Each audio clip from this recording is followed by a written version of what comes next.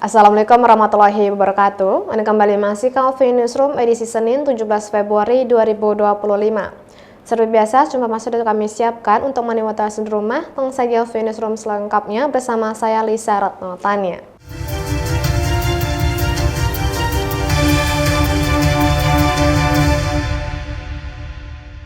Kita informasi pertama, Panglima Komando Gabungan Wilayah Pertahanan atau Kogab Wilhan I bertemu dengan Gubernur Kepri.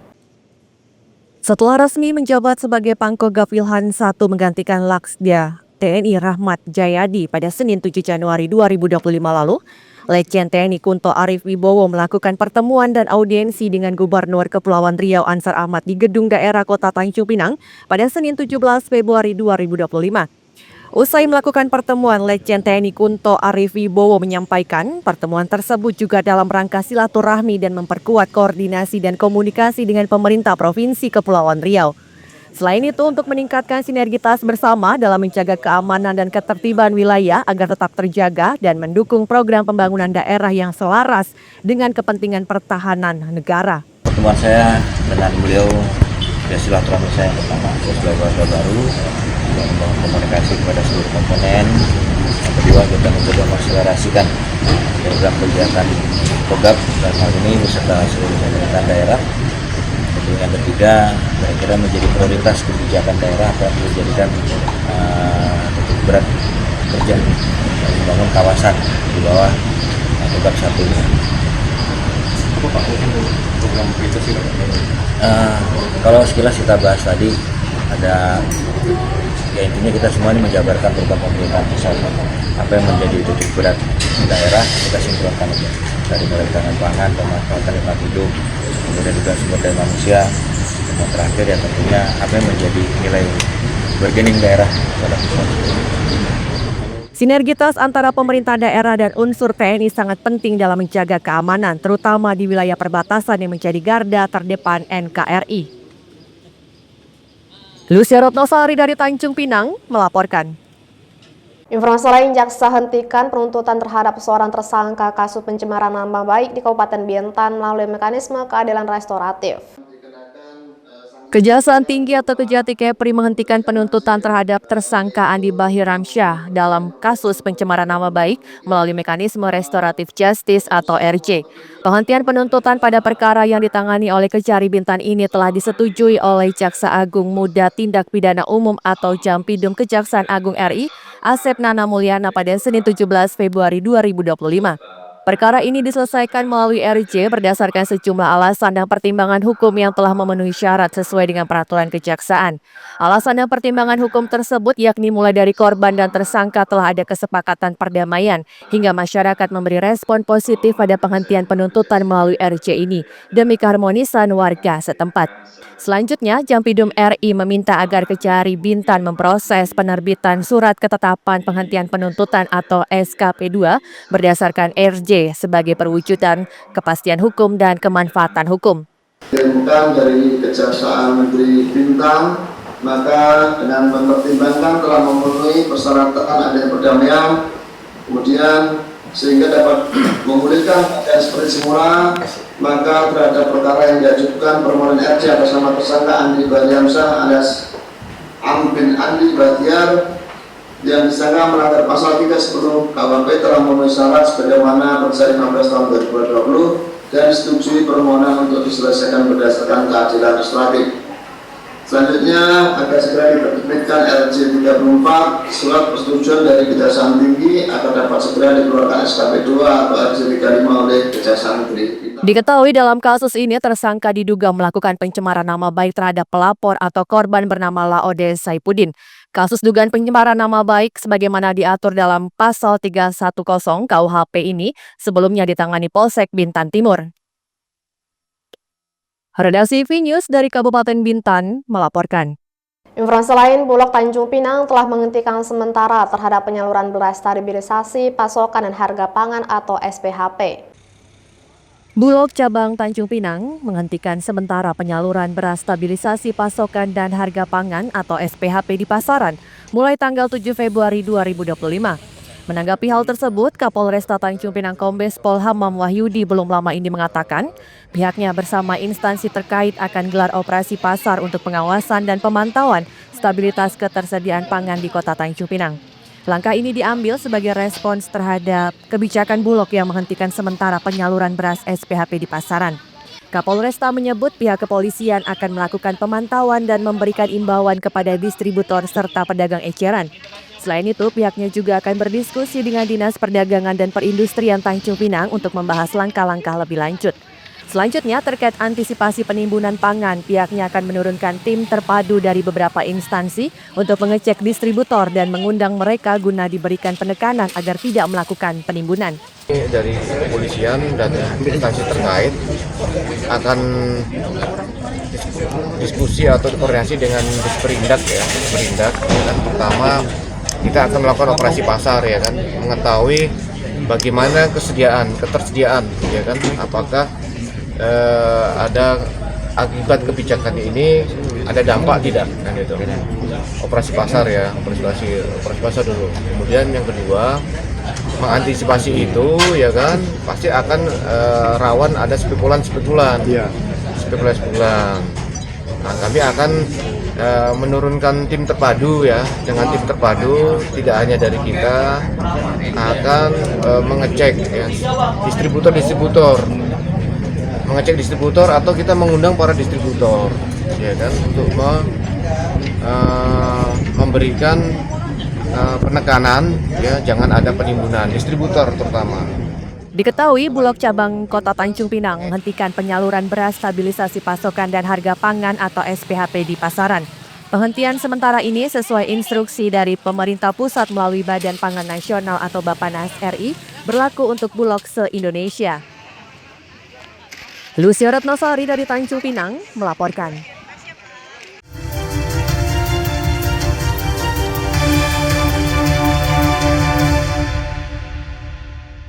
Terima kasih masih bersama kami. 4 pelaku kasus curanmor yang beraksi di sejumlah lokasi di Kabupaten Bintan diamankan polisi. Jajaran Polres Bintan mengamankan 4 pelaku kasus pencurian bermotor atau curanmor. Para pelaku sudah beraksi di 4 lokasi yang ada di wilayah Kabupaten Bintan. Pelaku yang diamankan salah satunya pria berinisial A 28 tahun. Sementara 3 pelaku lain yang masih anak di bawah umur dan pelajar saat ini juga sedang menjalani proses hukum di Polresta Tanjung Pinang dalam kasus serupa. Kapolres Bintan AKBP Yunita Stefani pada Senin 17 Februari 2025 mengungkapkan para pelaku telah beraksi di 4 lokasi berbeda yakni 3 lokasi di Kecamatan Gunung Kijang dan 1 lokasi di wilayah Bintan Utara. Untuk dasarnya kita memiliki 4 laporan polisi yang berada di Polres Bintan. Untuk 1 RP itu di Polres Bintan, itu kejadian di daerah Gunung Kijang. Kemudian 2 RP itu ada di Polsek Gunung Kijang, kejadiannya di Gunung Kijang. Kemudian 1 RP itu tempat kejadiannya di Polsek Bintan Utara. Kemudian tindak pidana yang terjadi adalah pencurian dengan pemberatan. Kemudian untuk yang TKP pertama itu berada di Gunung Kijang, kedua juga di Gunung Kijang, ketiga di Gunung Kijang, yang keempat berada di Kecamatan Bintan Utara. Kemudian untuk waktu kejadian untuk TKP yang pertama itu terjadi pada hari Kamis tanggal 30 Januari 2025 pada pukul sekitar 15.00 WIB.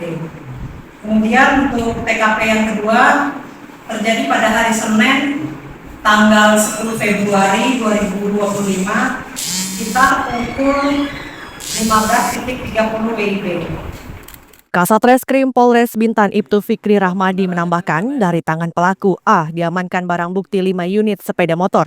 Berdasarkan hasil pemeriksaan sementara, sepeda motor yang diduga hasil curian tersebut akan dijual oleh tersangka. Pada saat kami melakukan penangkapan terhadap kendaraan belum sempat dijual, karena memang akan dilakukan penjualan terhadap barang bukti, namun pada saat kami mengambil belum sempat dilakukan penjualan. Ini rencananya dijual kemana Pak? Dalam hasil? Kalau melihat situasi wilayah Tanjung Pinang dan Bintan, kemungkinan akan dijual ke pulau-pulau. Misbah Sabilal Arsi dari Bintan melaporkan.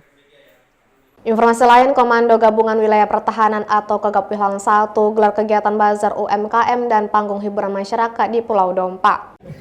Komando Gabungan Wilayah Pertahanan atau Kogab Wilhan 1 melaksanakan acara bazar UMKM di Jalan Seungar, Pulau Dompa, Kota Tanjung Pinang pada Minggu 16 Februari 2025 kemarin. Kegiatan ini juga dimeriahkan dengan panggung hiburan, senam sehat, penampilan komunitas, serta bakti sosial yang bekerja sama dengan berbagai stakeholder terkait. Ketua Ikatan Kesejahteraan Keluarga TNI Pragati Wira Anggini Cabang Berdiri Sendiri 2 Kogab Wilhan 1, Mia Kunto Arif Wibowo mengatakan, bazar UMKM bertujuan menciptakan kantong-kantong ekonomi baru untuk meningkatkan kesejahteraan masyarakat khususnya di Pulau Dompak. Bazar tersebut melibatkan sekitar 50 tenan UMKM binaan Dinas Koperasi dan UKM Pemprov Kepri hingga Bulog Tanjung Pinang.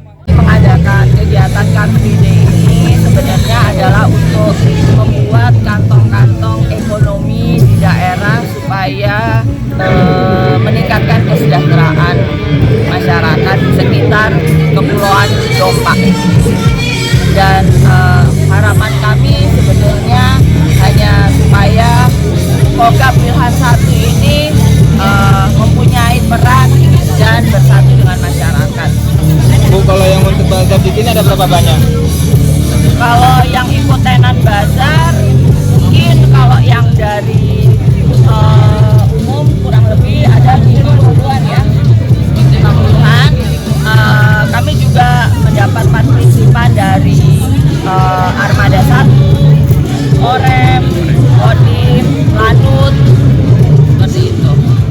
Kegiatan bazar UMKM perdana yang digelar Kogab Wilhan 1 di Pulau Dompak ini disambut antusias oleh masyarakat, terutama ibu-ibu yang sejak pagi datang mengikuti senam sehat sembari menikmati jajanan kuliner dan membeli sembako murah seperti beras, minyak goreng, dan tepung terigu. Redaksi V News dari Tanjung Pinang melaporkan.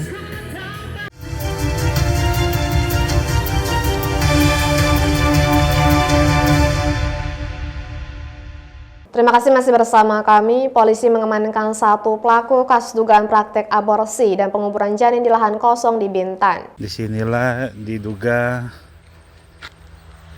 janin berusia 6 hingga 7 bulan dimakamkan. Seorang perempuan berinisial M diamankan Polres Bintan atas kasus dugaan praktik aborsi di Kecamatan Seri Kuala Lobam, Kabupaten Bintan.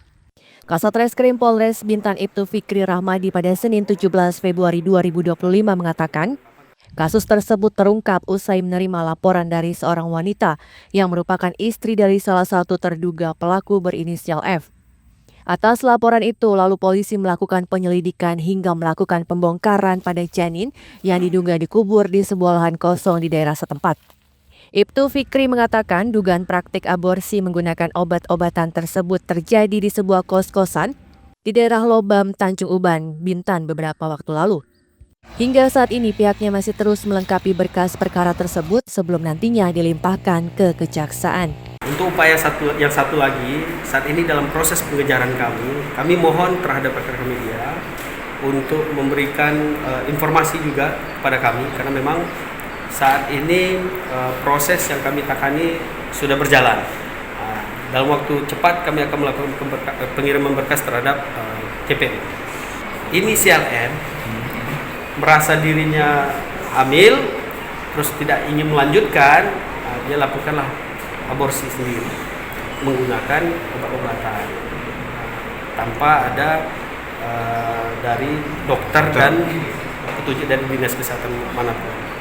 Itu boleh di wilayah Pak, kos-kosannya Pak? Kos-kosannya di daerah Lobam sana.